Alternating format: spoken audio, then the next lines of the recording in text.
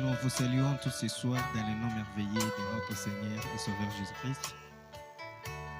Que le Seigneur Dieu vous bénisse. Nous sommes très contents d'être dans la présence de Dieu ce soir. Si ça ne vous dérange pas, veuillez vous tenir debout. C'est l'heure de commencer notre réunion de prière. Alors que nous sommes debout, on va nous entonner un cantique. Chacun de nous doit murmurer et parler à Dieu de la manière dont il a marché depuis que nous nous sommes séparés les dimanches. Saint Paul dit, nous franchons d'une manière ou d'une autre. C'est pourquoi quand nous venons dans la présence de Dieu, la première des choses à faire, c'est revoir comment nous avons marché et confesser nos torts, nos manquements dans la présence de Dieu avant de lui parler. Alors que nous entendons les cantiques, nous allons tous prier le Seigneur.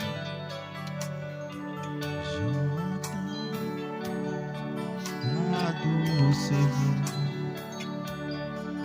Jésus, je viens à toi,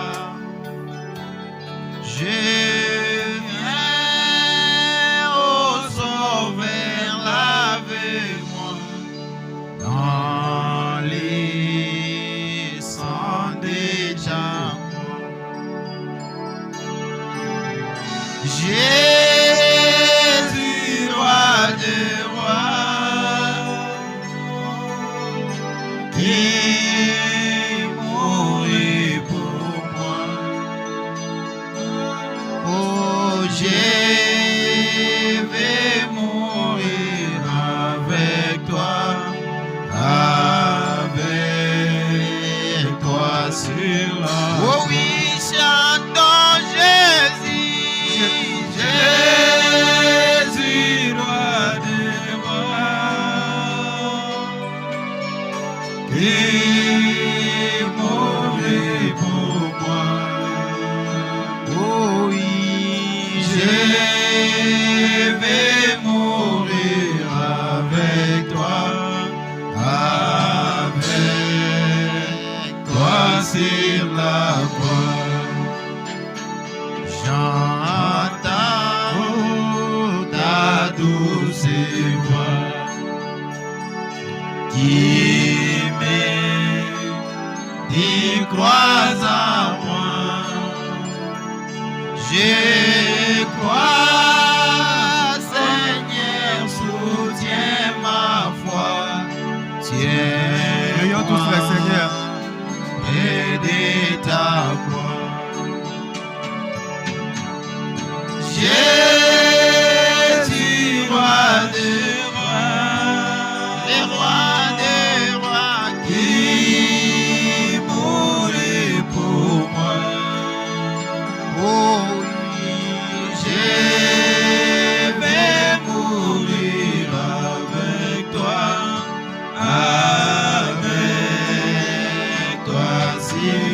Oh oui, chantons Jésus, Jésus, roi des rois, qui mourit pour moi. Oh oui, je vais mourir avec toi. Sur la croix.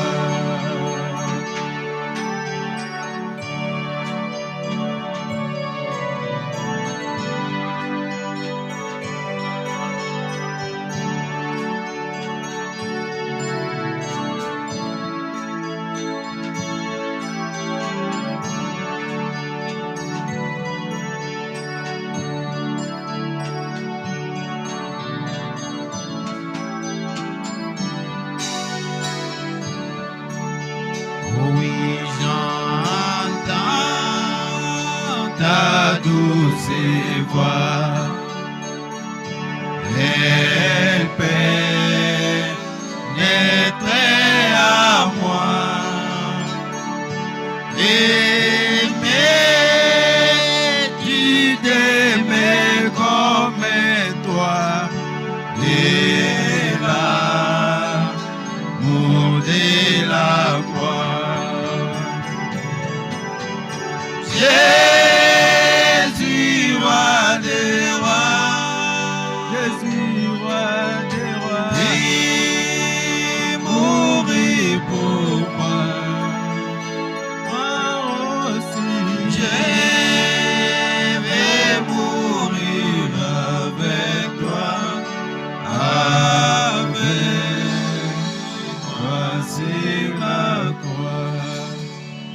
Dieu Tout-Puissant, Créateur de cieux et la terre, nous te disons sincèrement merci ce soir pour le souffle de vie. Merci pour la grâce merveilleuse que tu nous as accordée, Père, le sanctuaire. Nous étions séparés, ô Dieu, comme les brebis dispersées. Mais par ta grâce et ton amour, il t'a appelé de nous faire encore grâce et de nous être favorables afin que nous soyons dans ta présence. Ce n'est pas parce que nous avons payé, mais c'est par ta grâce, notre Dieu. Que ton nom soit loué pour cela, notre roi. Que ton nom soit loué, Père, parce que tu as été compatissant envers nous et tu as été miséricordieux, notre Dieu. Alors que nous nous approchons dans ta divine présence, Père, avec nos têtes inclinées, nos cœurs tournés vers toi, nous demandons pardon pour nos péchés. Depuis que nous nous sommes séparés, Seigneur, nous avons parlé comme des êtres humains, nous avons pensé comme des êtres humains et nous nous sommes comportés comme des êtres humains, Père. C'est pourquoi nous venons devant toi qui nous a dit, je ne mettrai jamais dehors celui qui vient sans moi. Seigneur, nous sommes là ce soir parce que tu nous as dit, venez aux eaux de vie sans argent, sans rien payer. Nous voici, Seigneur. Ce soir, nous sommes venus pour te parler, Père. Pendant ce moment où nous allons écouter une petite exhortation, ô Dieu, donne une meilleure compréhension, Père éternel. Quand nous allons t'exprimer, Père, nos besoins, nos désirs, que tu puisses exaucer cela, Père. Nous nous confions à toi, Père, abandonnant ces moments glorieux entre tes saintes mains du début jusqu'à la fin. Au nom du Seigneur et Sauveur Jésus-Christ, nous avons ainsi prié. Amen. Amen. Que Dieu vous bénisse. Mungu abariki. Si ça ne vous dérange pas, veuillez vous tenir debout. Kama abimizuru mupate kushimama. Nous allons lire une portion de la parole. Tutasoma andiko ya neno. Je suis dans l'Apocalypse chapitre 2, Niko Ufunuo sura yake ya pili, versets 2 à 6. mstari ya pili mpaka 6. Nous lisons au nom du Seigneur Jésus-Christ. Tunaisoma mjina la Bwana wetu Yesu Kristo. Je connais tes œuvres, Najua makazi yako, ton travail kazi yako et ta persévérance. na kudumu kwako. Je sais que tu ne peux pas supporter les méchants, Najua kusema utavumilia maovu. que tu as éprouvé ceux qui se disent apôtres et qui ne le sont pas. Njoo ulipima, unaona bale benye balikuwa wanajiita batumishi lakini abana bo, Et tu les as trouvés menteurs. na unebapata ba uongo. Que tu as de la persévérance, Njoo uko na kudumu, que tu as souffert à cause de mon nom njoo unateswa juu ya jina langu et que tu ne t'es point lassé. na au kuachilia pana. Écoutez le 4e verset. Mshikie sura ya 4. Mais ce que j'ai contre toi, Yenye na kwa kinyume na weye, c'est que tu as abandonné ton premier amour. njoo unaacha mapendo yako ya kumwanzo. Souviens-toi donc d'où tu es tombé, We kumbuka pale penye uliangukia répands-toi na upate kukiri pale, et pratique tes premières œuvres. na weka matendo yako ya kumwanzo. Sinon, Kwa bure je viendrai à toi nitakuya juu yako et j'ôterai ton chandelier de sa place. na nitatosha chandelier ya neema. J'ôterai ton chandelier de sa place. Nitatosha chandelier pafashiayo. Chandelier, c'est une lampe. Nitatosha tala pafashiayo À moins que tu ne te répandes. mpaka upate kutubu. Tu as pourtant ceci. Nayo uko na ingine hii, Ce que tu es, ile yenye unachukia les œuvres des Nicolaïtes, ni ile makazi ya kinikola, œuvres que j'ai aussi. na ni kazi nayo mi Mungu nachukia. Amen. Que Amen. Dieu vous bénisse, veuillez vous asseoir. Mungu embariki mupate kuikala, Que Dieu bénisse la lecture de sa parole. na Mungu apate kubariki usomi wa Nous neno. sommes dans la réunion de prière. Ni mkusanyiko ya maombi. Avant de prier, j'aimerais que nous puissions écouter une petite exhortation. Kabla ya kuomba, nitapenda tupate kwanza kushikia kankamisho kidogo Sur un petit thème intitulé pakishina kidogo yenye natungwa Mais ce que j'ai contre toi. kenye nakuwa nachukia kwako. Amen. Chacun de nous doit connaître ce que Dieu a contre nous ce soir. Kila mmoja anapaswa kujua kile Mungu eko nacho juu yako. Le message que je suis en train de lire ce soir, Hii ujumbe nakuwa nasoma magharibi, C'est un message de Dieu adressé à l'église d'Éphèse. Ni ujumbe ya Mungu yenye ilialikwa kubatu ya Et Frère Efeso. Branham dit, Ndugu Branham anasema quand Dieu adresse un message à une église quelconque, wakati Mungu anatuma ujumbe yake kwa kanisa fulani, ce message concerne toutes les églises. ile ujumbe inaangalia makanisa yote. Et ce soir, je ne prêche pas l'âge de l'église d'Éphèse. Na hapa hii magharibi shubiri kizazi cha Efeso, Je te prêche toi. lakini nakuhubiri wewe. Toi qui as abandonné ton premier amour. Wewe mwenye uliachilia mapendo yako Dieu ya est kwanza. reconnaissant de tous nos sacrifices. Ye Mungu anachukia, Dieu est reconnaissant de tous nos sacrifices. Mungu anajua ama anatambua makazi yetu Il yote. connaît nos œuvres. Anajua matendo Il yetu. connaît notre travail. Anajua makazi Il yetu. connaît notre persévérance. Anajua kudumu kwake. Il sait que nous ne supportons pas les méchants. Anajua kusema atuvumilie babaya. Il sait que nous avons éprouvé ceux qui se disent prédicateurs mais qui ne le sont pas. Anajua kusema tuisha bapima wale benye banajiita bahubiri lakini abana bo. Il dit qu'il connaît notre persévérance. Yeye anasema anajua kudumu kwetu. Il dit que il sait très bien que nous avons souffert à cause de son nom. Anasema anajua mzuri kwamba tunateswa juu ya neno Il lake. sait très bien que nous ne sommes pas lassés. Anajua kusema atuachilie kamwe. Oui, Ndiyo, les brebis de Zoé Tabernacle. bana memba ya Zoe Dieu Maskani. connaît votre travail d'amour. Mungu anajua makazi yenu ya Il y a matendo. eu les secousses au Zoé Tabernacle. Kulikuwa kutikizika muzoe Les autres Maskani. pouvaient partir, Bengine mais balienda, toi tu y es là. lakini wewe Dieu ulibaki. est reconnaissant de cela. Mungu anakuwa na kutambua na Il kule. connaît ta persévérance. Anajua kudumu kwako. Il sait que tu n'étais point lassé. Anajua kusema ukuachilie Mais kamwe. il est contre nous pour une seule chose. Lakini eko napinganisha na sisi kukitu kimoja tu. C'est que nous avons abandonné notre premier amour. Juu tuliachilia mapendo yetu ya kumwanzo. Autrefois, Ile mara ingine. nous avions les ailes. Si tulikuwa na ile mabao. Ama Les ailes, nguvu. les bidis.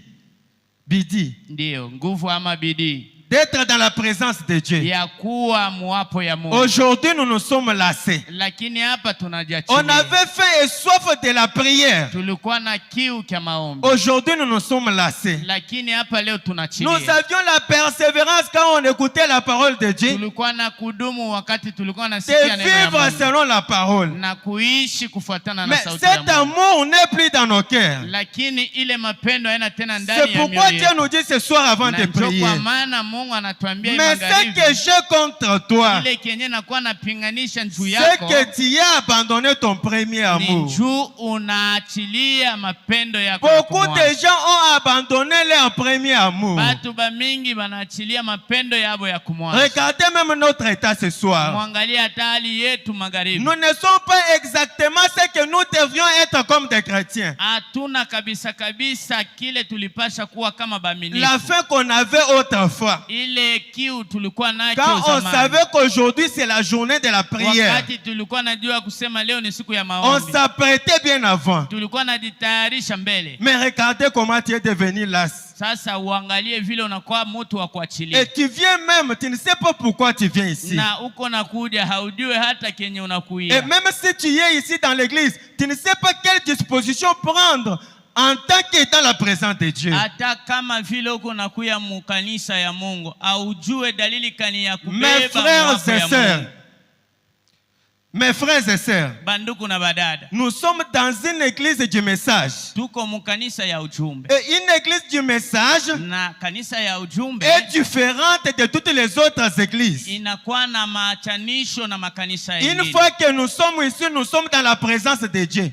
Kila mara tunajikuta huku tunakuwa muwapo ya Mungu. Le souverain premier, Yeye mwalimu wa kwanza c'est le Saint-Esprit. ni Roho Mtakatifu. Quand on est dans sa présence, on est censé nous soumettre à lui. Wakati tunajipata muwapo yake tunapasha kutii kwake. On n'est pas censé murmurer même un mot. Hatuwezi kuenda pembeni hata na msemo moja. Si ce n'est que prier. Si hapana kama kuomba. On n'est pas censé manger. Hatustahili kula. Il y a des gens qui entrent dans l'église aujourd'hui Kuko batu banakuwa naingia katika kanisani en leo. train de manger des chewing-gum. Beko banakula masigoma. il ne se rend pas compte que je suis dans la présence de Dieu. atambue hata kusema niko naingia muwapo ya Mungu. Mais celui qui a l'amour, le véritable amour de Dieu ne peut pas faire ça. Lakini mwenye anakuwa na mapendo kweli kweli ya Mungu hawezi kufanya Dans vile. l'ordre de l'église, Musawa ya kanisa prêché le 26 décembre, frère Branham dit, yenye inahubiriwa mu masiku 26 1963, muile tarehe anasema au point 85, frère Branham dit, mustari wa 87 vous venez ici pour adorer. asema muko na kuja hapa ndio ya kuabudu. Quelqu'un peut dire amen. Eti mtu ataweza kusema Pas mimi même pour vous rencontrer. aina njoo mupate kupatana. Cet endroit n'est pas un endroit où nous devons nous rencontrer. Hii fasi aina fasi ile ilistahili tuanze kupatana. Ceci n'est pas un terrain de pique-nique. Hii fasi aina stade ya picnic ama ya L'église n'est michezo. pas une salle de jeu.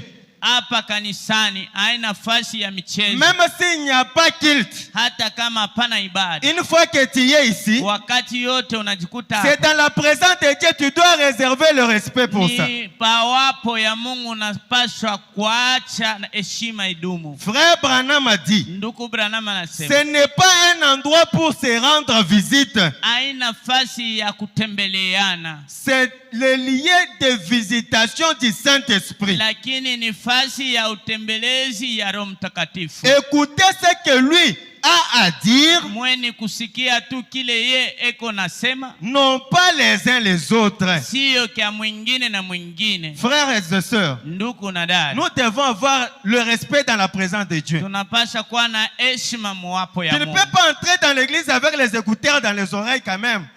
Hauwezi kuingia na bile vya kusikilia masimu mu masikio.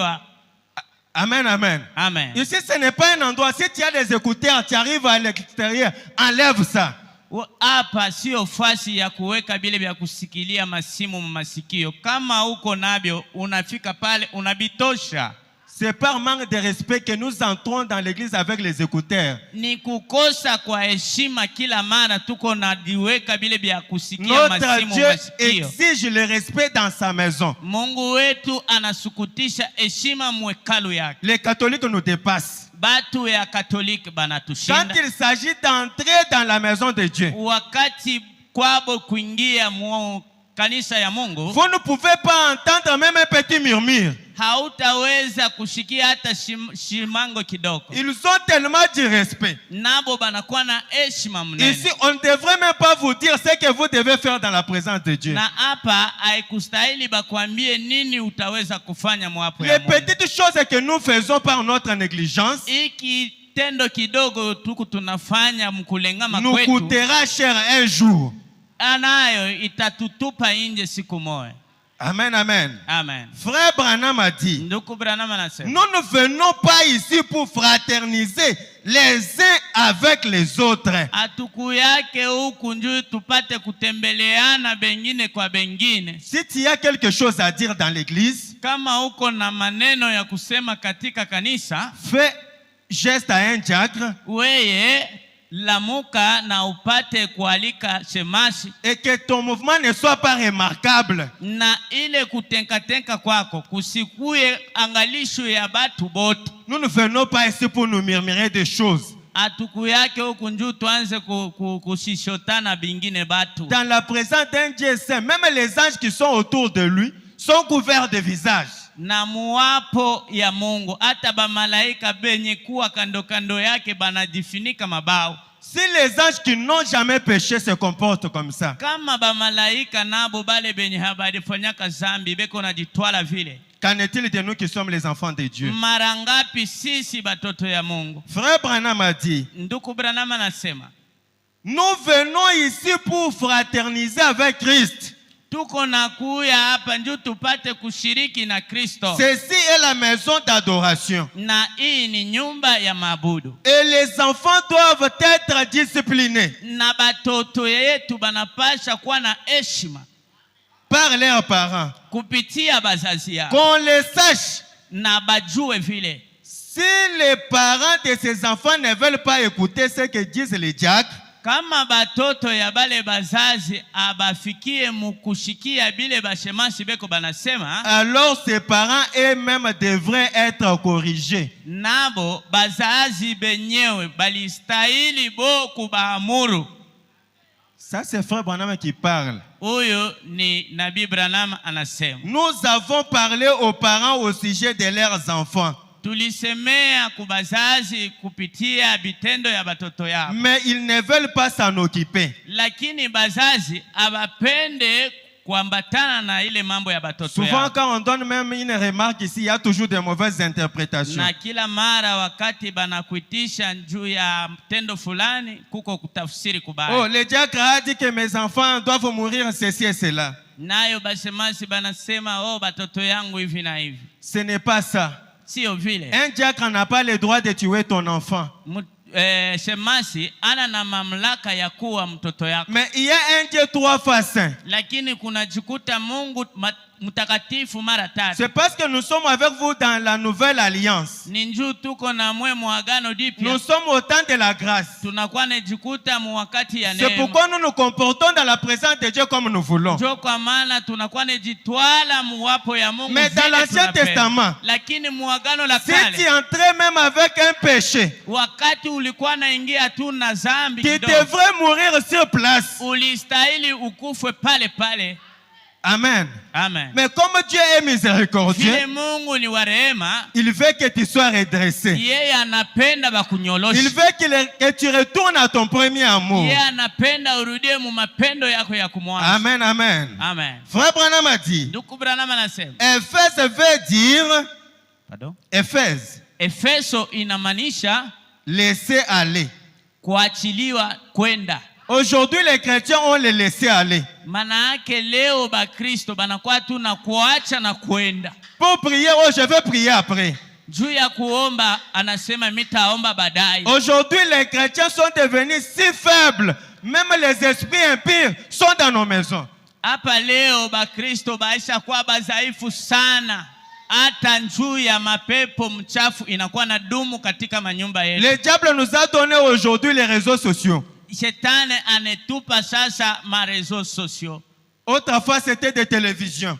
Ile mara ya kumwanzo ilikuwa ni matelevision. Il a vu que bon, tout le monde n'a pas la possibilité d'avoir ça. Anaangalia kusema kila batu habataweza kuipata. Pour mettre l'abonnement à la fin de chaque mois. Njoo ya kuweza kujiunganisha kila mwezi. Il a donné le téléphone avec les mégas. Analeta simu na mega. C'est démon tuent nos vies chrétiennes. Na huyu mpepo eko naua maisha ya Bukristo. Vous allez vous rendre compte que vous n'avez pas la force de prier. Na utatambua kwamba hauna tena na nguvu ya maombi. Si tu y es connecté, kama uko mwenye kuunganisha, tu es en train de te distraire. uko najilengamisha, Tu n'as même pas une petite force de chasser les démons. hauna hata na nguvu kidogo pate kuandama shetani. C'est pourquoi quand les mauvaises choses nous arrivent, Ni kwa sababu kama vitu bibaya vinafika, et nous prions, il est pasteur, si tu ne viens pas, mon enfant va mourir. na tunakuwa nalalamika, pasta, kama ufike mtoto wangu atakufa. Mais quel est ton travail en tant que chrétien? Sasa kazi yako kama Mkristo ni nini? Dieu dit,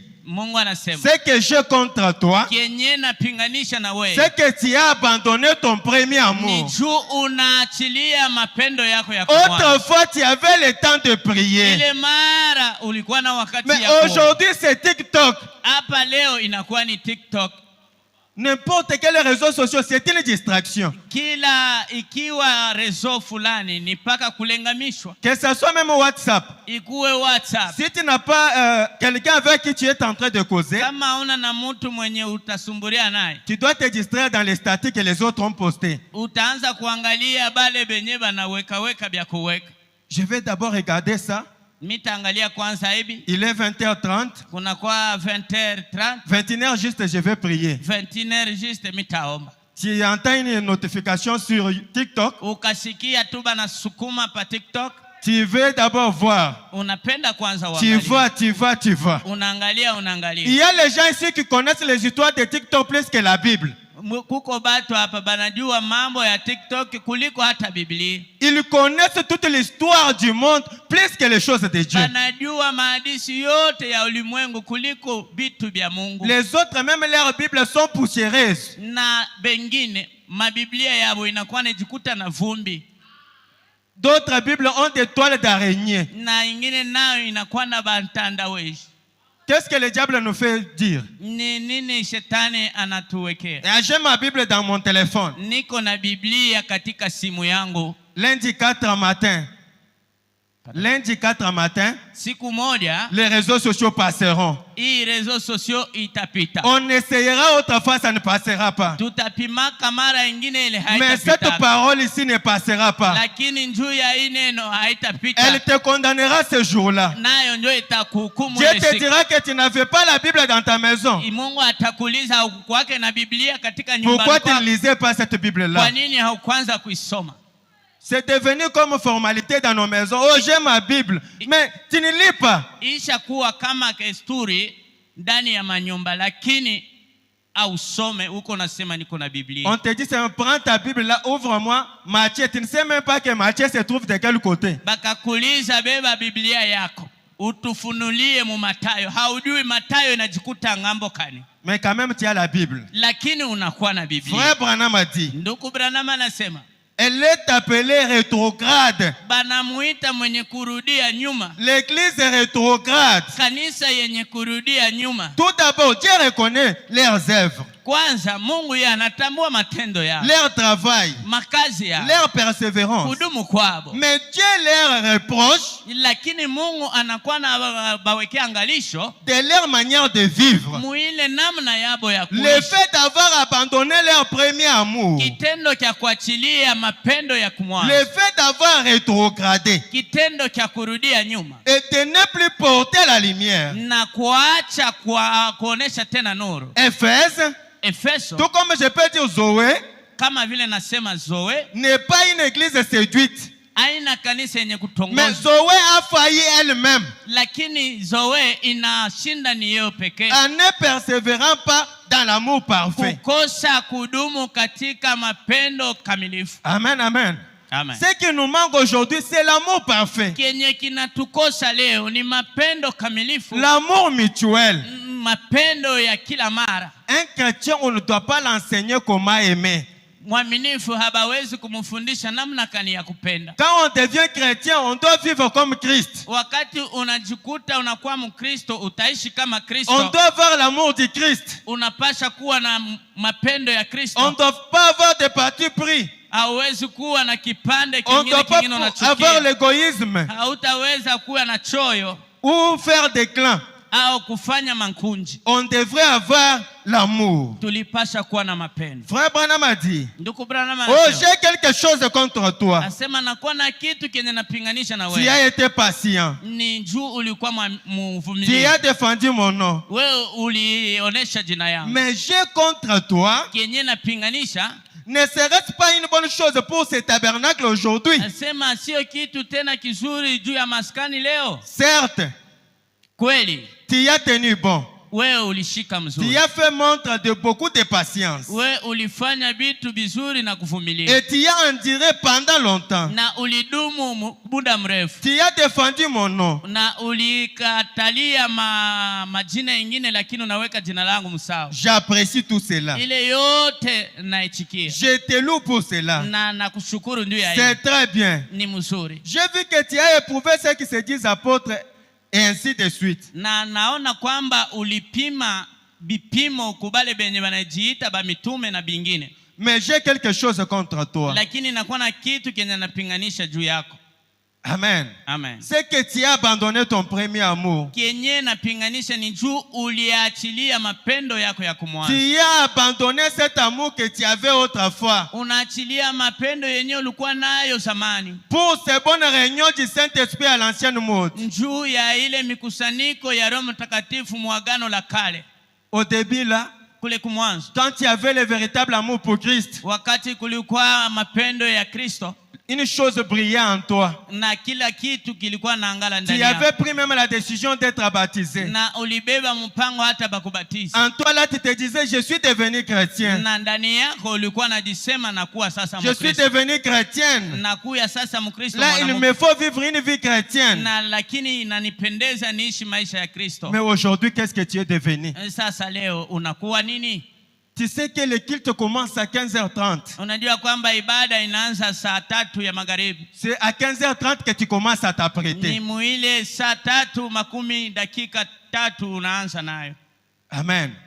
Tu t'apprêtes à 15h30 pour venir à l'église. Wewe unakuwa unajitayarisha dakika 13 ndio unaanza kuwe. Mais quand tu avais le premier amour pour Christ, Lakini wakati ulikuwa na mapendo ya kumwanzo ndio ya tu avais Kristo, tellement hâte qu'il y ait culte ce jour-là. nako ulikuwa haraka wakati kuko ibada ile siku. Amen. Amen. Tu as abandonné cet amour que tu avais autrefois. Lakini unaachilia mapendo yenye ulikuwa nayo ile Et mara. tu as commencé à rétrograder pratiquement Na unaanza mkurudi nyuma kweli kweli. dans ce formalisme. Muile maendeleo. Et tu viens avec le Notre Père. Tu viens avec le Notre Père. Na uko nakuja na jina la baba yetu. Quel non-sens! Na vitu vya sipo maina gani? Vous voyez, Munaona toute cette mondanité. ile yote dunia. Quand vous voyez quelque chose quelque part, Kama unaona kitu fulani, vous voulez aussi faire ça. nao unapenda uifanye. Avec nos sœurs ici, Na badada huko, les modèles de leurs habits, il faut prendre sur TikTok. aina yabo ya mishono ni kwenda pa mtandao.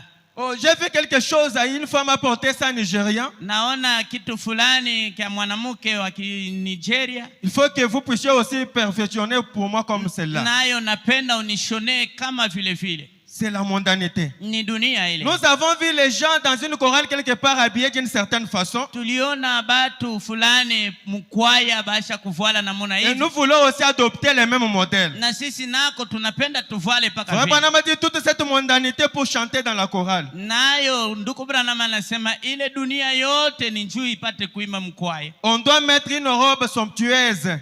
Na tunapasha kuweka kancho. Honteuse, une robe honteuse. Kancho ya haya. Vous savez, Munajua? avec les cheveux tout farcis, Na ile nywele yenye kama inalala hivi. des manucures, Yenye inalala Et ya kupenta na bingine. le visage bourré de maquillage. Na uso yenye kujaa na kuripenta. Ils chantent comme je sais quoi. Na abo baga na banaimba kama sijue nini. Amen, amen. Aujourd'hui, à cause d'abandon de notre premier amour, Na leo tena kuachilia kwa mapendo yetu ya kumwanzo, on se maquille. tunakuwa najipenda. Nous sommes quand même des chrétiens du message. Lakini tunajiita baaminifu ba. Aujourd'hui, c'est très difficile de distinguer une sœur du message et une sœur mondaine. Leo kinakuwa kigumu kuweka achanisho dada wa ujumbe na dada wa dunia. Ils ont des kabelo, vous aussi vous avez des kabelo. Banakuwa najikuta kabelo kukichwa, we nako uko nayo. Ils ont des modèles de Hollywood, vous aussi vous en avez. Banajiweka namna ya Hollywood, we nako uko nayo. Qu'ont-elles fait? Balifanya nini? Elles ont perdu leur premier amour. Balipoteza mapendo yabo ya kumwanzo. Oh, vous ne pourriez pas les amener à un coin de rue avec un tambourin Nayo hauwezi kubapeleka pafuashi mwana ngoma pour taper les mains et chanter des louanges à Dieu. juu ya kupika mikono na kuweka shangwe kwa Mungu. Une sœur bien maquillée, Ule dada mwenye kulipenda, bien habillée, mwenye kuvala mzuri, elle ne peut pas chanter correctement. hawezi kuimba kabisa kabisa. Si une sœur chante ici et qu'elle piétine, Kama dada fulani wakati yeko naimba na mkanyanga, elle va la regarder avec un dédain là que vous ne pouvez pas comprendre. yeye atamwangalia na kuzarau kwenye hauwezi kutambua. Pourquoi? Parce qu'elle n'a rien de Dieu en elle. Ni juu amona kitu ndani yake. Amen. Frère Branham a dit, oh, Ndugu Branham anasema elles aimeraient chanter quelque chose de classique. nayo beko nedi changa beko naimba bitu bile vya ile na aina. Pourtant, tout un tas de robes. Beko na voila mankanjo yoyote. Vous voyez? Munaona? Elles ont perdu leur premier amour. Ni juu bale badada banapoteza ile mapendo yabo ya C'est kumwanzo. ce qui ne va pas dans l'église. Na njo nacho kile akiendeke na kanisa. Amen, amen. On devrait quand même marquer une différence. Nayo tulipasha kuweka achanisho. Retourner à notre premier amour. Na turudie katika mapendo yetu ya kumwanzo. Référons-nous à nos mamans de 1970 quand ils ont écrit ce message. Si tuanze kufananisha na bale ba mama yetu ba 1960 Regardez leur modèle, c'était les cheveux que notre sœur ici a tressé devant ici. Namna yabo ya kushukisha nywele ilikuwa ni mfano kama mama huyo eko mbele. Aujourd'hui, on adopte quelle sorte de chevelure? Sasa leo juu ya kushuka nywele inakuwa aina fulani. Dans le roi rejeté, mfalme mwenye kutupiwa. Frère Branham a dit, regardez même les jeunes garçons d'aujourd'hui. Ndugu Branham anasema muone hata vijana vyetu vya naume. Ils sont devenus comme des femmes. Banakuya nabo kama banamuke. Leurs cheveux, c'est comme si on a posé un canard là-dessus. Nayo nywele yabo inakuya na kifurushi pale yulu kama banaweka nini.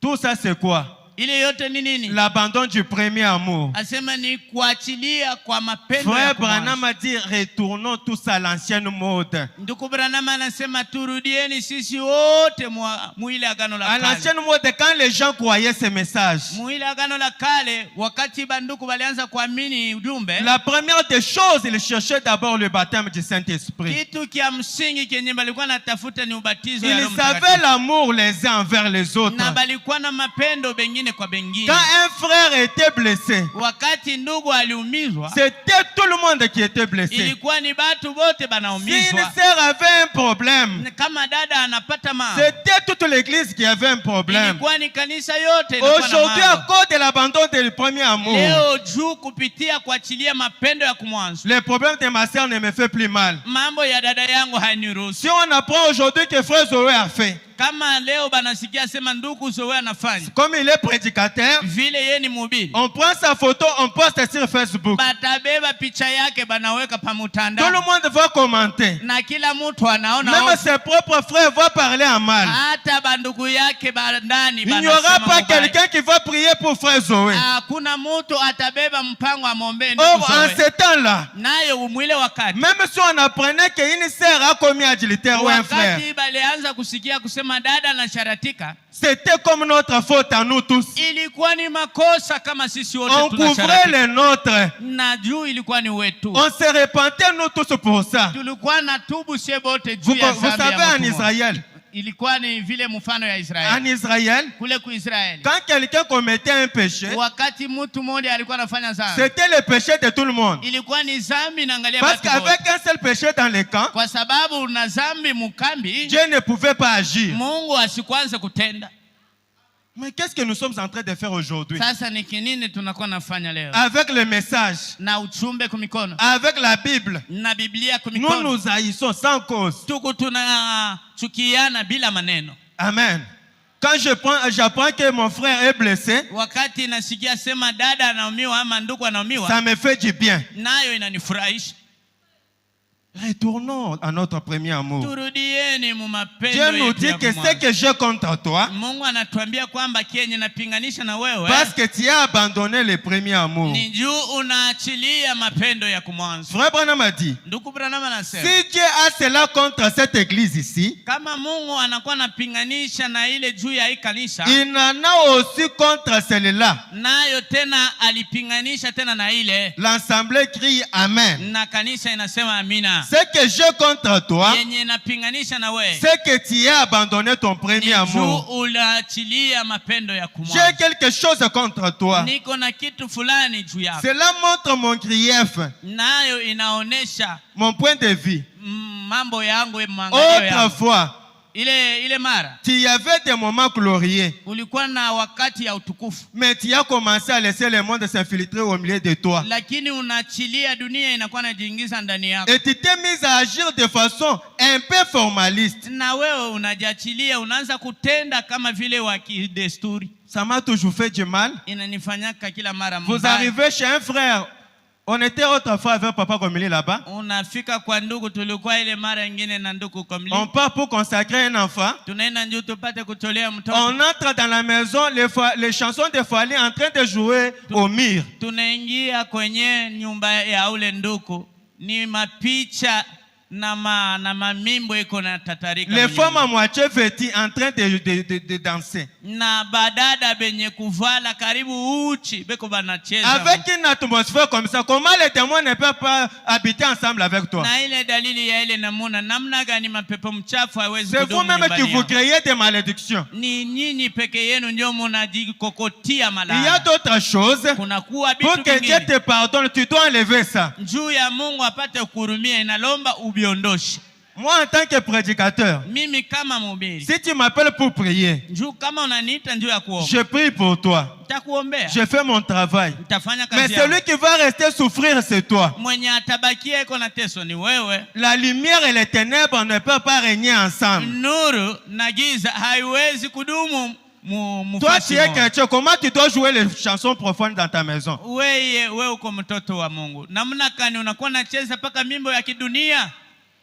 L'atmosphère là que tu as dans ta maison, Ile dalili uko nayo nyumbani mwako ça va t'entraîner. itakufundisha. En plus, si ça joue, Wakati yote iko nacheza en plus, tu entres. na wakati ingine nako uko naingia mwile roho. À un moment donné, tu vas commencer à bouger. Na mara ile iko naendelea na wewe unaanza sasa Quand tu kudiingiza. vas venir à l'église, on demande qui sont chrétiens, tu es là. Na wakati unajikuta mkanisa banauliza Wakristo ni wanani, wewe uko pale. Créez l'atmosphère dans vos maisons avec les choses de Dieu. Omba dalili nyumbani kwako na vitu vya Mungu. Frère Branham a dit, nous allons prier Ndugu maintenant. Branham anasema tutaomba sasa. Oh là là! Oh la la. Vous voyez, Munaona? tu as abandonné la grâce, Wewe unaachilia neema, la foi imani et la puissance na uwezo pour les échanger contre les durs labeurs. njuu ya unabii. Tu as échangé contre les durs labeurs. Unabibadilisha na jini dabe. Durs labeurs, les souffrances. Na mateso. Si toi tu pries, Kama wewe uko naomba, tu pries, uko naomba, les démons vont commencer à te fuir. basi pepo mchafu batakukimbia.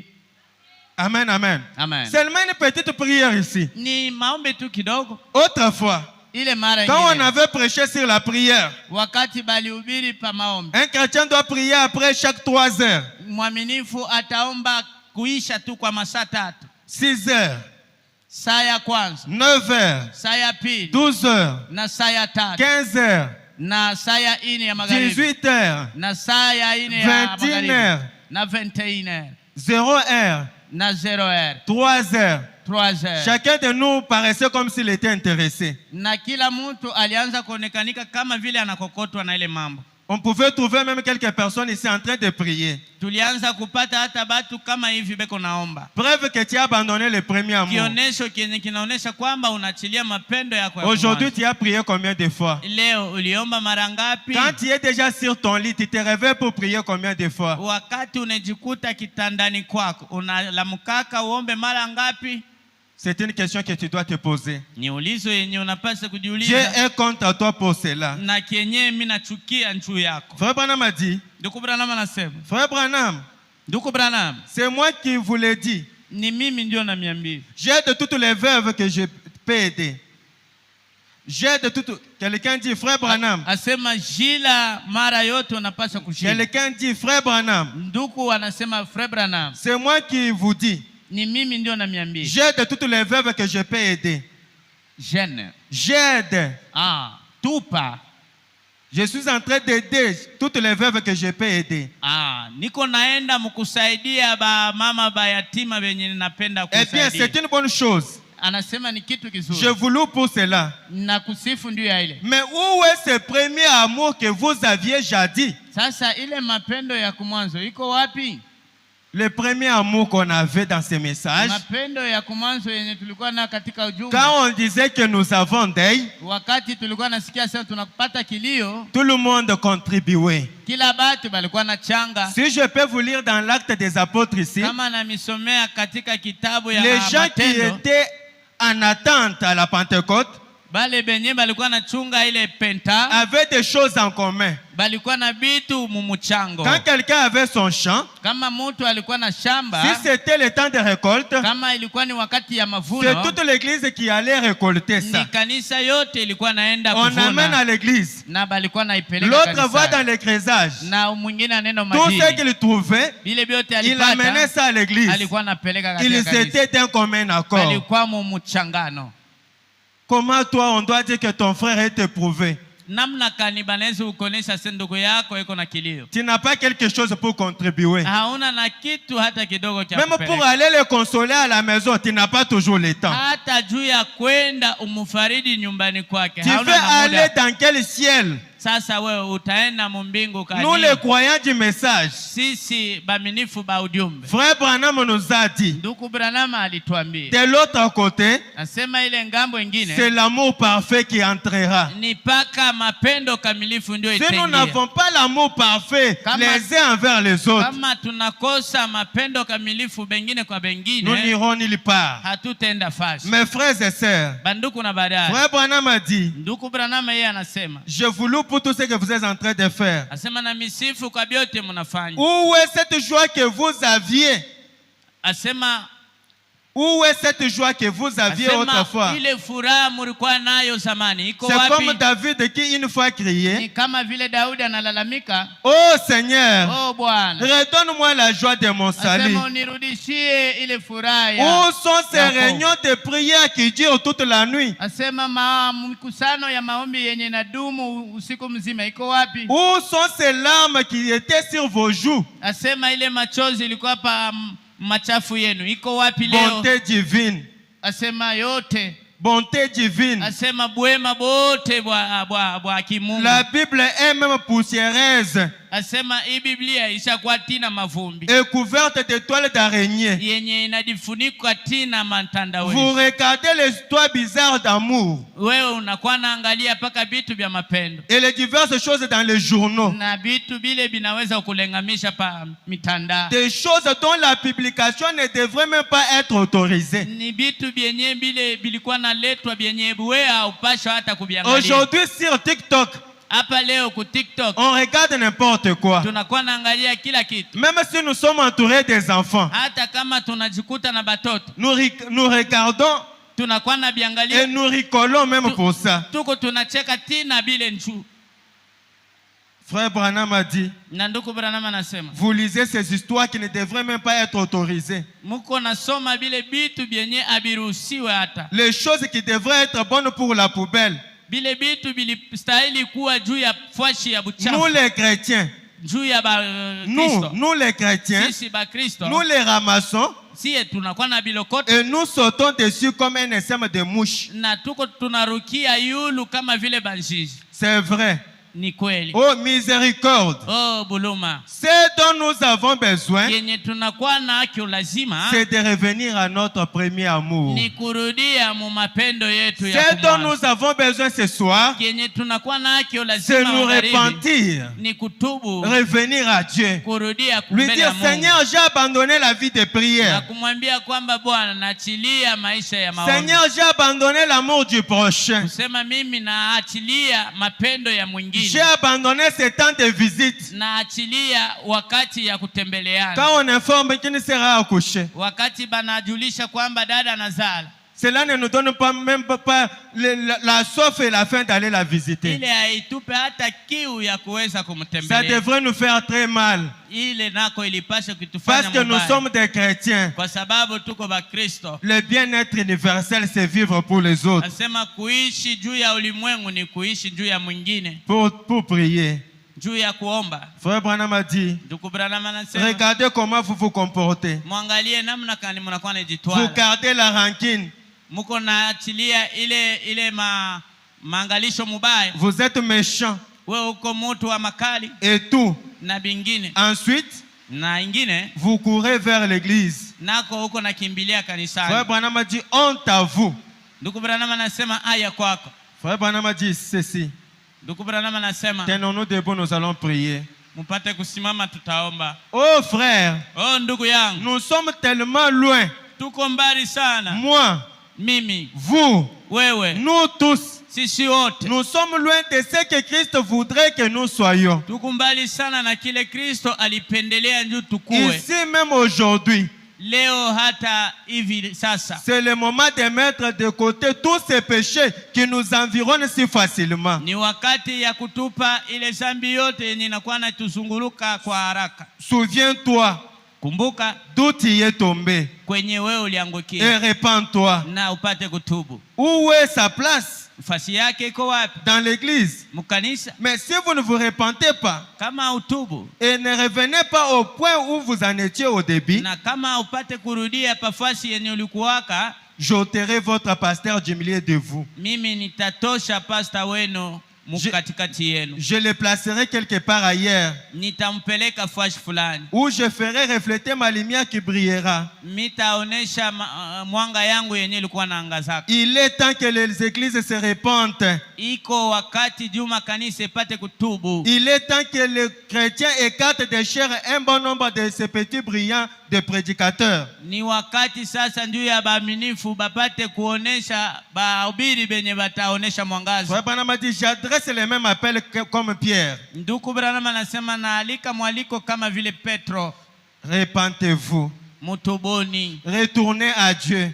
Turudie kwa Mungu. Retournons à la parole. Turudie kuneno. Retournons à la foi de nos pères. Turudie muimani ya baba yetu. Revenez à notre premier amour. Turudie mapendo yetu ya kumwanzo. Pourquoi rester tellement comme ça? Juu ya nini tupate kubakia paka? Pourquoi la parole de Dieu ne te travaille pas? Juu ya nini neno ya Mungu haikufanyisha? Pourquoi venir chaque jour à l'église et tu ne t'améliores pas? Juu ya nini huko nakuya kanisani Dieu kila mara? te dit que ce que j'ai contre toi ce soir, Mungu anasema kenye napinganisha juu yako leo. tu as abandonné ton premier amour. Ni njoo uliachilia mapendo yako. Toi qui avais l'habitude de donner les dîmes et les offrandes. Wewe mwenye ulikuwa na ile desturi ya kupeleka Toi chekuni qui avais na l'habitude matoleo. de venir à l'église à temps. Wewe mwenye ulikuwa na desturi ya kuweza kuja ukanisa Toi mbele. qui avais l'habitude de visiter les autres. Ulikuwa na desturi ya kutembelea wengine. Toi qui avais l'amour du Wewe prochain. mwenye ulikuwa na mapendo ya mwingine. Où est-ce que tu as mis cela? Sasa unaiweka wapi? Dieu te dit de revenir. Mungu anakuambia upate Dieu kurudia. te dit de te repentir. Mungu anakuambia upate kutubu. Dieu ne veut pas que tu périsses. Mungu asipende upate kupotea. Il veut que tu puisses te mettre en ordre. Anapenda ujiweke musawa. On peut nous chanter J'ai envie de me réfugier alors que nous allons prier.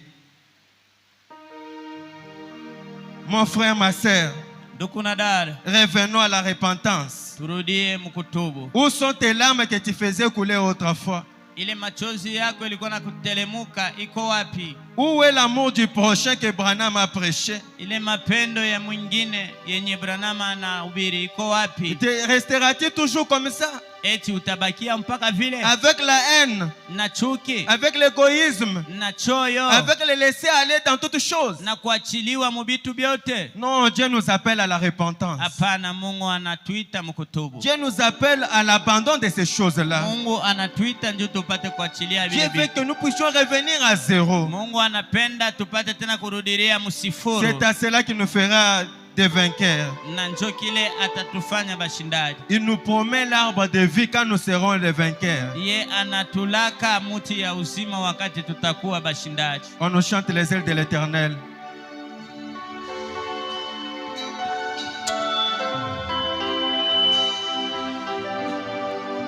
J'ai envie de me réfugier sous les ailes de l'Éternel.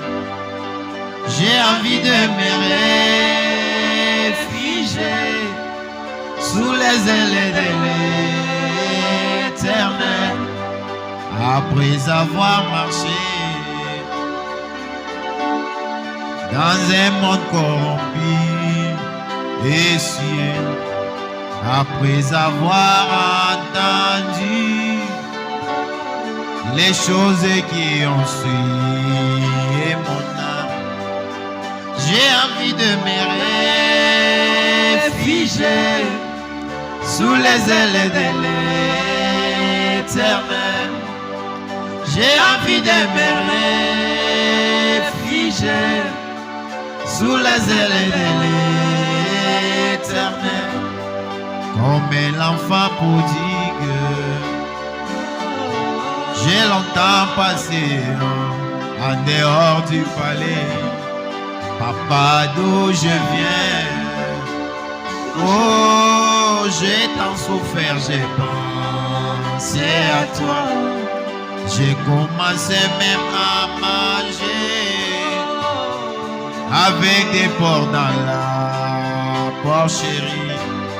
J'ai commencé même à entendre les mauvais témoignages de mes amis.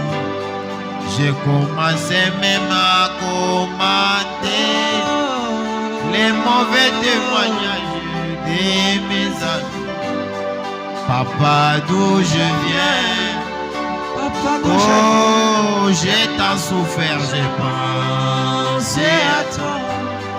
Comme Esaïe dans ta présence, moi je vis parmi un peuple qui est impie, avoir les séraphins volants, avec une pierre ardente qu'il a ramassée sur l'autel. Il touchera mes lèvres, c'est là ôtera tout mon péché. Il me dira ton péché pardonné et ton iniquité est expiée. Quand tu diras qui enverrai-je, je répondrai mais voici, envoie-moi. J'ai envie de me réfugier sous les ailes de l'Éternel. J'ai envie de me réfugier sous les ailes de l'Éternel.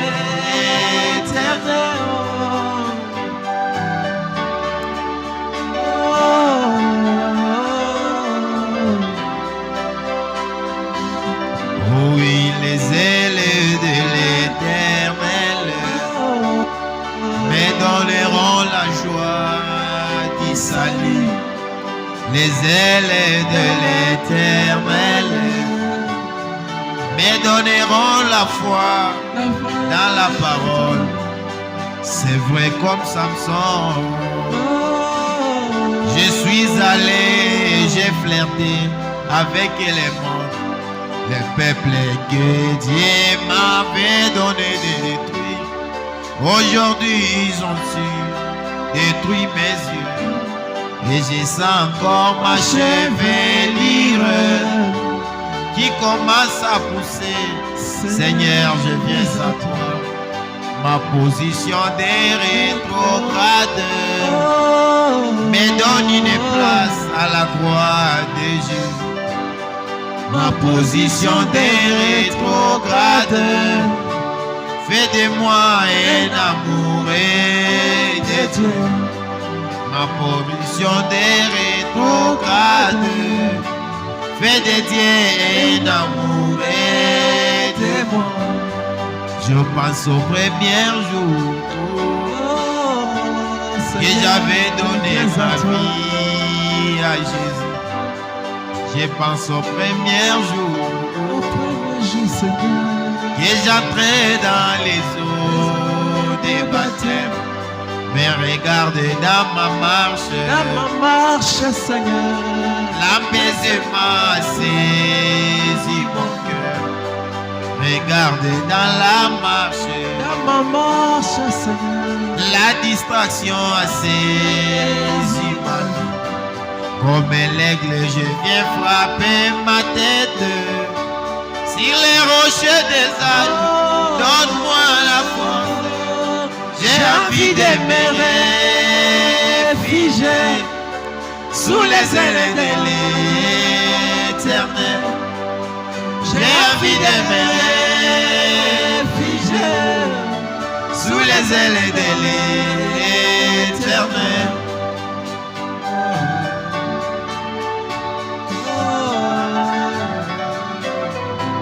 Sous les ailes de l'Éternel.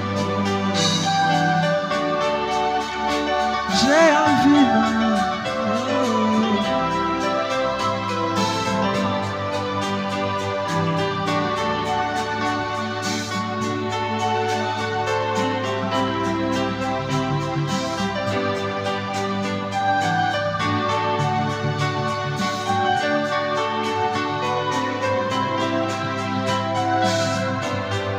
Autrefois, un homme était chassé en Éden. L'Éternel avait placé des chérubins avec des épées flamboyantes dans leurs mains pour empêcher à l'homme de retourner en Éden pour prier avec son Dieu. Je dis bien autrefois, j'ai bien dit autrefois, oh. Mais aujourd'hui, moi je sais, cette épée a été donnée à un homme. Aujourd'hui, moi je sais, oh, cette épée a été donnée à un homme. Cette épée est devenue la roulette du berger qui me ramène à Éden. Oh, oh, oh.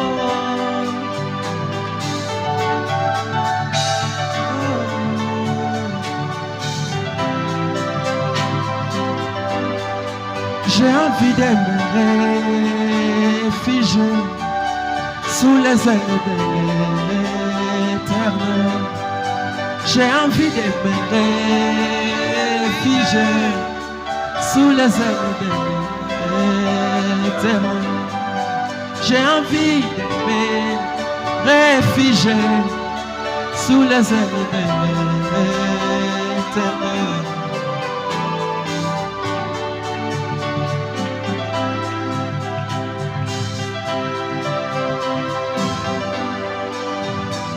Nami bomba, ngai nami bomba, nami bomba, ngai nami bomba, nami bomba, ngai nami bomba.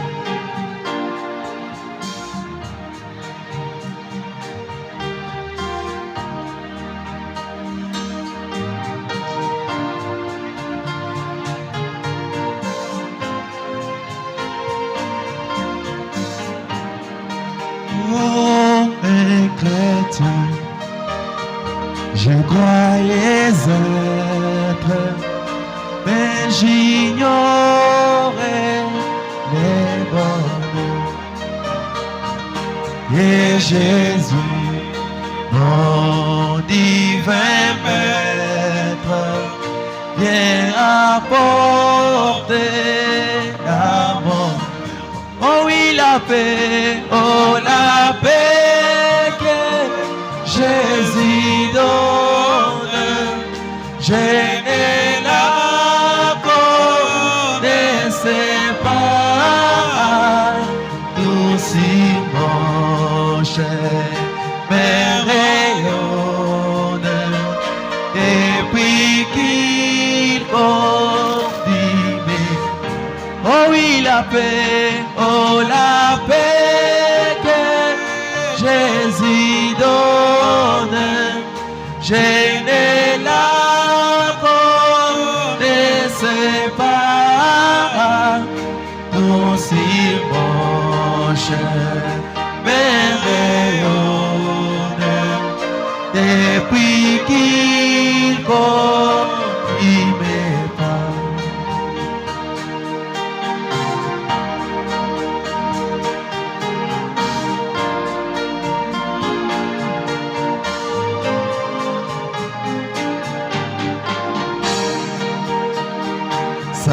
puissance souveraine, maintenant règne sur moi.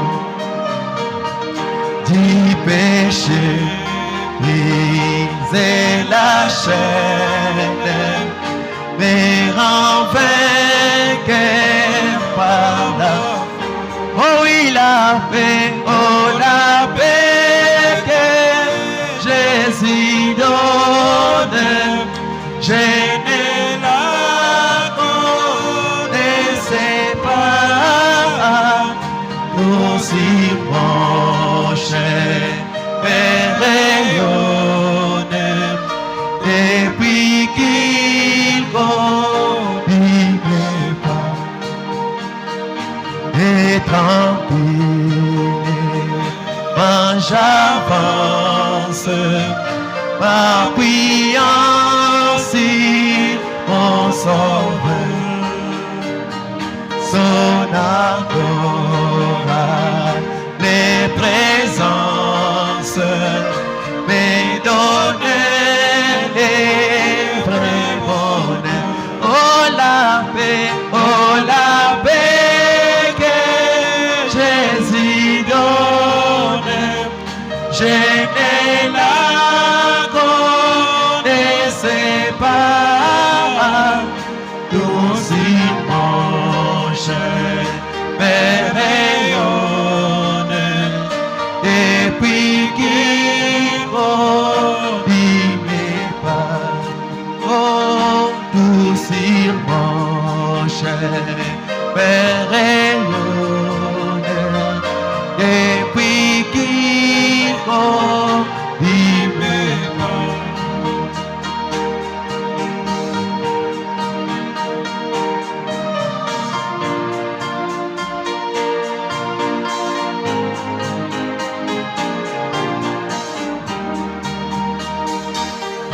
Oh, vous qui n'avez pas la paix, venez, Jésus la donne.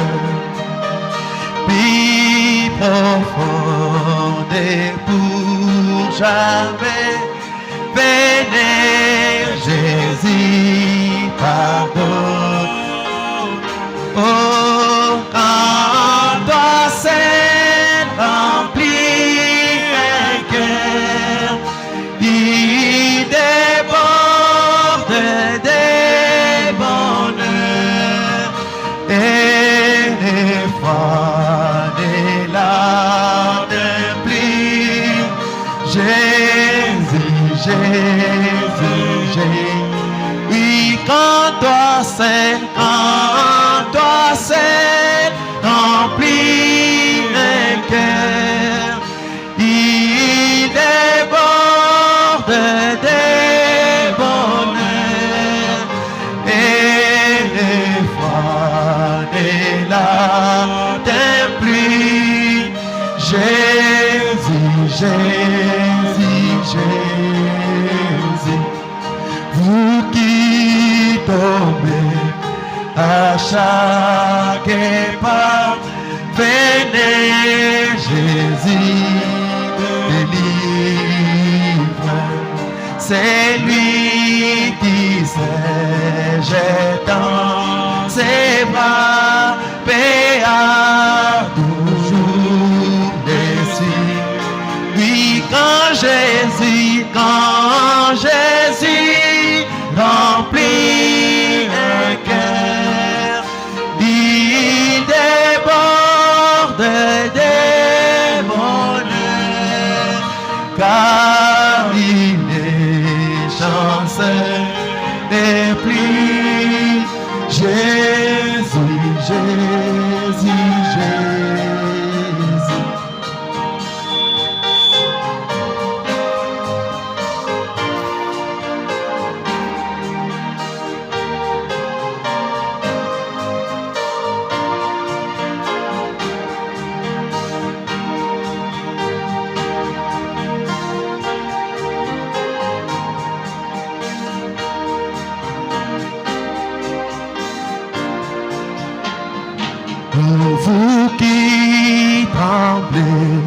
sous la terre, que la mort vous inspire. Venez votre libérateur à détruire son empire. Oui, avec toi, nous vivrons. Avec toi, nous régnerons. Et la mort ne sera plus. Jésus, Jésus, Jésus. Oui, avec toi, nous revivrons. Avec toi, nous régnerons. Et la mort ne sera plus. Jésus, Jésus, Jésus. Le grand médecin est ici maintenant. Les compatissants Jésus. Réconforteur des cœurs brisés. Écoute la voix de Jésus. Oui, les plus doux en des séraphins, les plus doux non pour un mortel, les plus doux cœurs jamais chantés. Jésus béni soit Jésus. Oui, les plus doux chants des séraphins, les plus doux non pour un mortel, les plus doux cœurs jamais chantés. Jésus béni soit Jésus.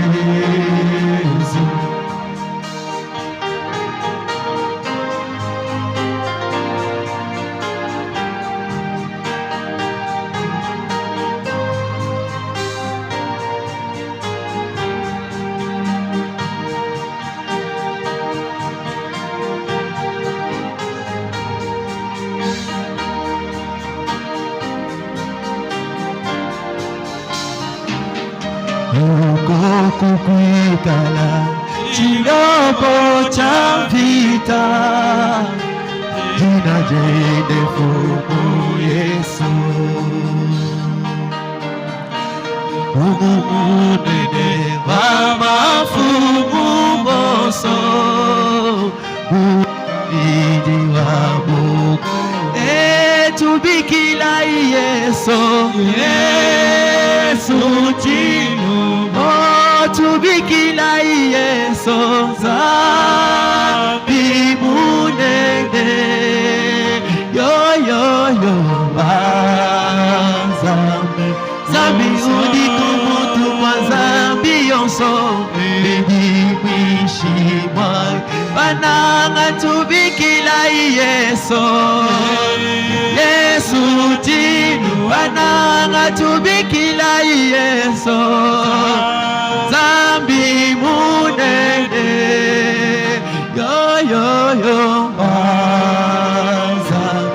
zambi udi kumutu kwa zambi yonso bedi mishima diva.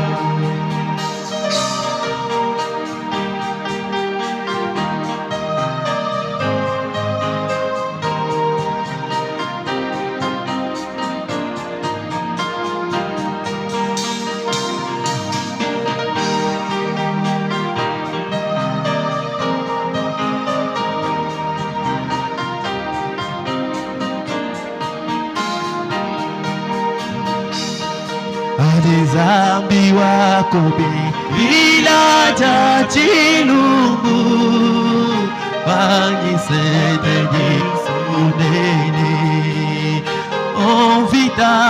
Pitana shaba Yambane mikole Tudi Yesu koje wewe mi Obananga tubikila Yesu Yesu jinu Bananga tubikila Yesu Zambi mune Oh yo yo yo Zambi udikumutu kwa zambi yonso Indibishi Bena manga bamanya makanda ema Yesu chini Zoe tubikila Yesu Zambi mune Oh wazambi yonso Wazambi Zambi udikumutu kwa zambi yonso Indimwishi Oh isalela kusabuka mbuwa mukunze Yesu chilo Oh tubikila Yesu Zambi munene Haleluya Zambi Zambi udikumutu kwa zambi yonso Indimwishi wadiwa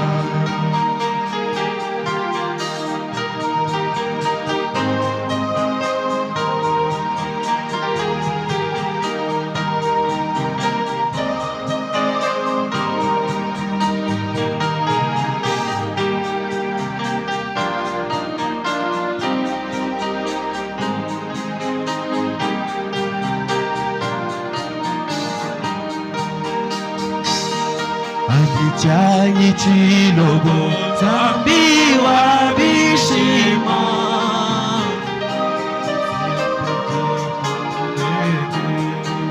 Yesu wakwelela bila Yadisanga wewe Zambi wakutwama Oh tubikila Yesu Yesu chini Bananga tubikila Yesu Zambi munene Yo yo yo Zambi Zambi udikumutu kwa zambi yonso Indimwishi Obena manga bamanya makanda eba Yesu chilo Zoe tubikila Yesu Zambi munene Haleluya Zambi udikumutu kwa zambi yonso Indimwishi wadiwa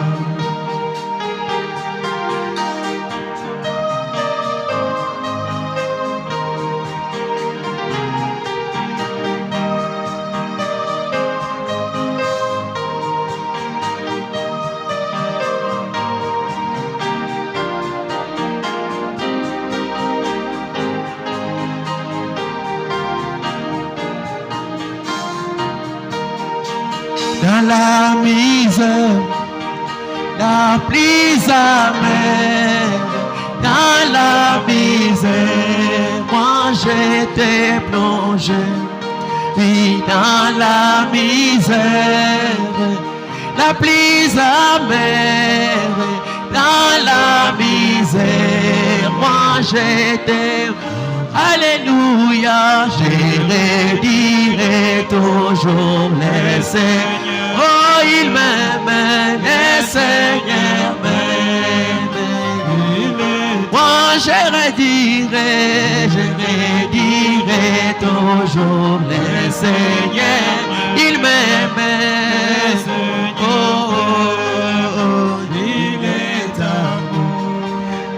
Dans la souffrance, sans espérance, dans la souffrance, moi j'ai gémi. Dans la souffrance, sans espérance, l'espérance dans la souffrance. Moi je redirai toujours les Seigneurs. Oh, il m'aimait.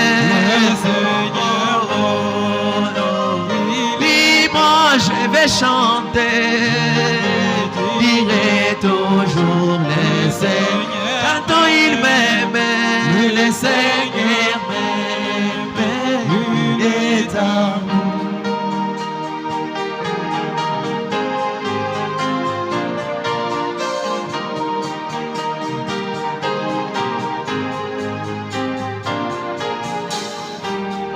Oui, Dieu dans sa grâce pris à ma place. Dieu dans sa grâce pris son cher fils. Oui, portant ma peine, ma lourde chaîne, portant ma peine, moi je redirai toujours les Seigneurs. Oh, il m'aimait, les Seigneurs m'aimaient. Oh, je redirai toujours les Seigneurs. Il m'aimait, les Seigneurs m'aimaient. Les poids immenses de mon offense, les poids immenses tomba sur lui en sacrifice à la justice, en sacrifice il vint. Oh, je redirai toujours les Seigneurs. Oh, il m'aimait, les Seigneurs m'aimaient. Moi je redirai toujours les Seigneurs. Il m'aimait, les Seigneurs m'aimaient. Il est amour.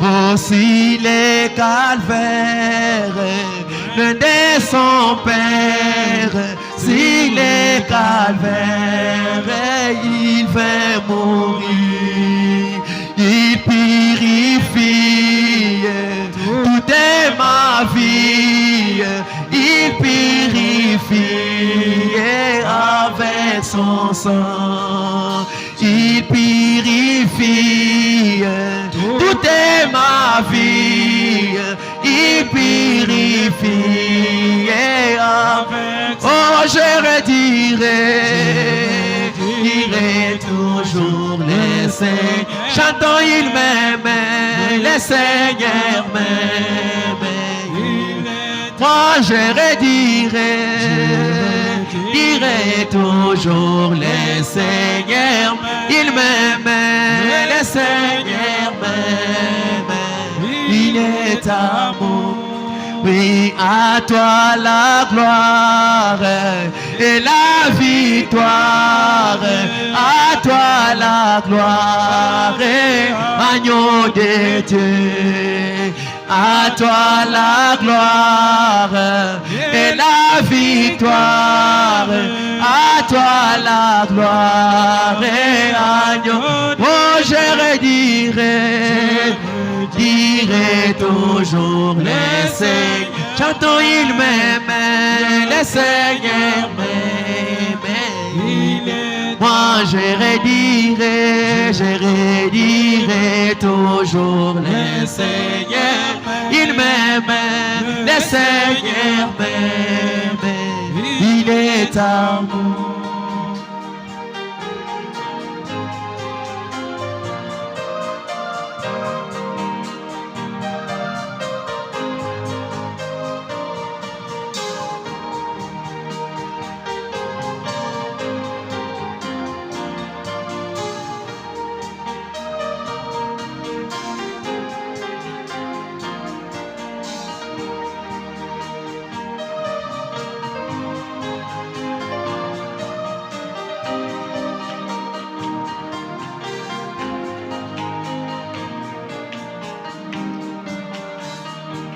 rocher d'âge, Fandi pour moi. Laisse-moi me cacher en toi. Laissez-le avec les sangs sortis de ton flanc percé. Être un double remède, me sauver, me rendre pire.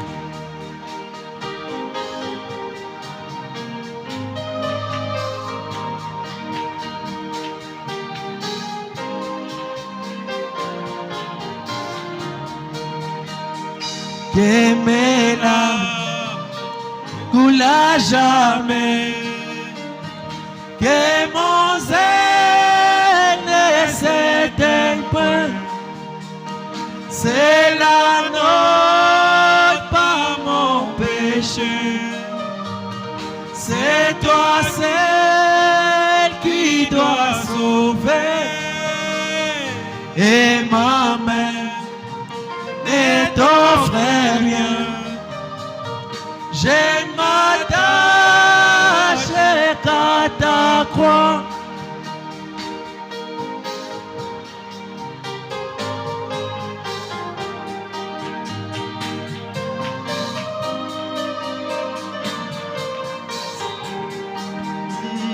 Que mes larmes coulent à jamais, que mon zèle ne s'éteigne point.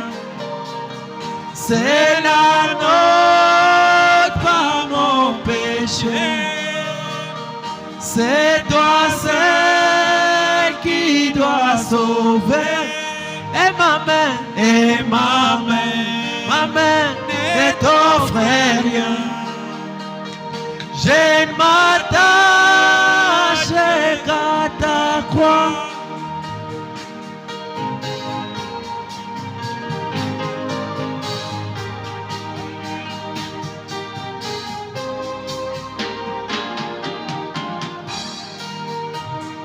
Alors que j'aspire ces souffles, quand mes yeux se fermeront, et quand je me lèverai, je te verrai sur ton trône, rocher d'ange, Fandi pour moi.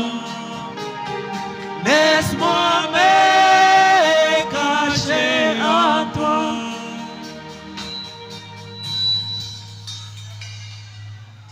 Écoutez, Tufuate. Frère Branham dit ceci. Ndugu Branham anasema hivi, Continuez simplement à marcher. wewe endelea tu mkutembea, Ne restez pas immobile, wewe usibabakie fashi moya, sinon vous n'arriverez nulle part. kwa bure hautafika fashi. Si vous êtes sauvé, Kama unaokolewa, marchez vers la sanctification. wewe tembelea mpaka mutakaso. Vous direz, Utasema comment y arrive-t-on? namna kani ya kufikia? Continuez simplement à Wewe marcher. endelea tu. Est-ce que le baptême du Saint-Esprit vient après la sanctification? Eti ubatizo ya Roho Mtakatifu inakuja kisha utakaso? Comment vais-je le recevoir? Namna kani naweza kuipokea? Frère Branham a dit, continuez simplement à marcher. Ndugu Branham anasema we endelea tu mkutembea. Est-ce que les signes, le prodige, les miracles, Eti malama miujiza, continuez simplement à marcher dans la lumière. we endelea tu mkutembea katika nuru. Continuez simplement. We endelea tu. Chaque fois que vous faites un pas, Kila mara unasonga hatua moja, la lumière avancera un peu plus loin devant vous. na nuru itasongea kumbele yako, Parce qu'il est toujours devant vous. kwa sababu eko kumbele ya. Il ne pousse pas, Yeye hakosaki, il conduit. yeye anaongozaka, Il est la lumière. yeye ni nuru. Oh, j'en suis si heureux, pas vous. Niko na furaha, sio mweye. Mes frères et sœurs, Bandugu na badada, la Bible dit, Biblia inasema le monde saura que vous êtes mieux Dunia itajua kusema mko bangu. Si vous pouvez vous aimer les uns les autres. Kama mnaweza kupendana bengine kwa bengine. Même dans nos maisons. Hata katika nyumbani. Gardons les mêmes ailes. Tuchunge nguvu moya moya. Rejetons les choses qui nous empêchent d'avancer. Tutupe bile vitu biko na tuzuiza ndio tupate kutembea. Rejetons les choses qui nous empêchent. Tutupe bile vitu biko na tuzuiza. Rejetons les choses qui nous mènent de devenir seulement lourds. Tutupe bile vitu biko na tukuisha buzito. Les choses qui nous empêchent à prier. Vitu bile biko na tuzuiza ndio tupate kuomba. Il est plus tard que nous les pensons. Wakati iko njoo tupate kuwazia. Les mêmes ailes que tu as dans la présence de Dieu. Ile bidii moya moya uko nayo mwapo ya Mungu. Quand tu seras au point de faire quelque chose, kama utafikia nukta ya kufanya kitu fulani, souviens-toi ce que Dieu a contre toi. We kumbuka kile Mungu anapinganisha na wewe. Alors que nous méditons sur ça, nayo tuko na zamaria pai. Révérend John, vous pouvez prier. Tuombe. Mtakatifu Mwokozi, muumbaji wa mbingu na dunia. Imeandikwa katika Biblia kwamba vyote vinayoonekana na macho na visiyoonekana na macho vyote viliumbia na wewe. Hakuna jina kule mbinguni, hapa chini ya udongo, hata katika maji, hakuna jina ile ikuwe sawa sawa na jina lako Yesu Kristo. Ndio kwa sababu imeandikwa kila goti na kila lulimi lipate kulalamika kwamba Yesu ni mfalme. Oh Bwana, asante kwa kuweza kuitongelea. Asante kwa neno lako ya magharibi. Ni kwa sababu tuliachilia ile mapendo ya kumwanzo. Wengine ni kupitia kuacha kwa kuomba. Wengine ni kuachilia kupitia masimu yenye shetani anatupata leo. Wengine ni kupitia kulengamishwa. Wengine ni kupitia dunia inamtawala. Oh Bwana, uturumie. Tuko watoto yako kwa sababu maandiko inasema, njoni kwangu ninyi wenye mnalemewa na misiko, na mimi nitampunguzisha. Ndio kwa maana tunakuja mkila aina, kila mmoja wetu anajikuta. Kule kukaluvario ilikuwa ni uru juu ya ndugu yangu. Wakati damu na maji ilianza kutoka, ilikuwa ni juu sisi tupate kuondolewa dhambi yetu. Wakati maji na damu ilianza kumwangika, ilikuwa ni kwa ajili tupate wokovu. Ilikuwa ni kwa ajili tupate matunzo. Ilikuwa ni kwa ajili tupate kuokolewa. Kumbe Bwana, sifa na shangwe kurudirie. Asante Mwokozi. Asante Bwana kwa magharibi. Mungu, tunakaribia karibu mwisho. Bariki kinywa unayonena magharibi ya leo, na ubariki tena kila sikio inayosikia. Lakini ombi yetu Bwana ni kusema hii neno ipate kudumu ndani yetu. Isipite kama maji iko napita pamoja na kichanga, lakini ikuwe kama nanga ndani ya nafsi yetu. Wende nasi, bariki matoleo na machekumi, na bamalaika bapate kututangulia kumbele yetu, tii mpaka kuma nyumba yetu. Ni yote kupitia jina takatifu, jina la uwezo, na jina iko juu ya majina yote, jina la Bwana na Mwokozi wetu Yesu Kristo, tunaomba hivi. Amen. Et Dieu, Mungu embariki. qu'on nous fasse circuler les corbeilles des offrandes. Bapate kushungulusha bitunga vya matoleo. Alors qu'on nous entend les cantiques. Nayo bana tutumia mwimbo.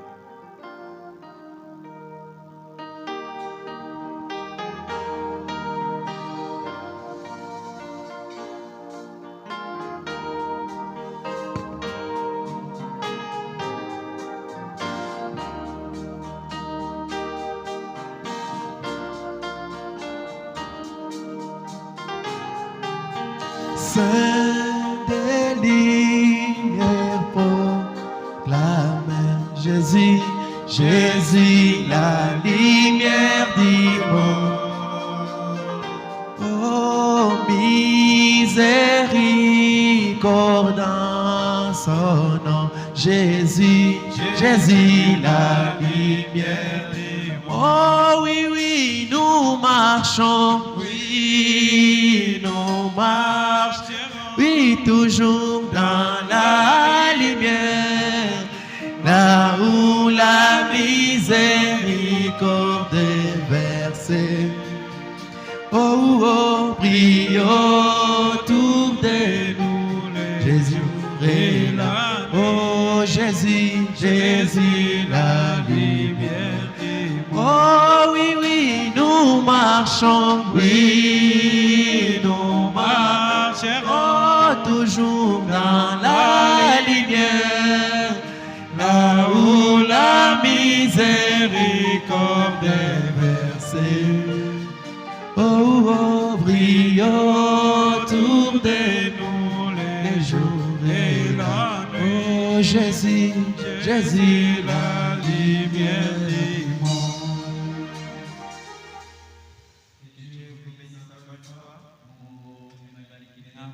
Nous sommes arrivés pratiquement à la fin de notre réunion de prière. Tunafika karibu mwisho ya maombi yetu. Je ne sais pas si vous avez des communiqués.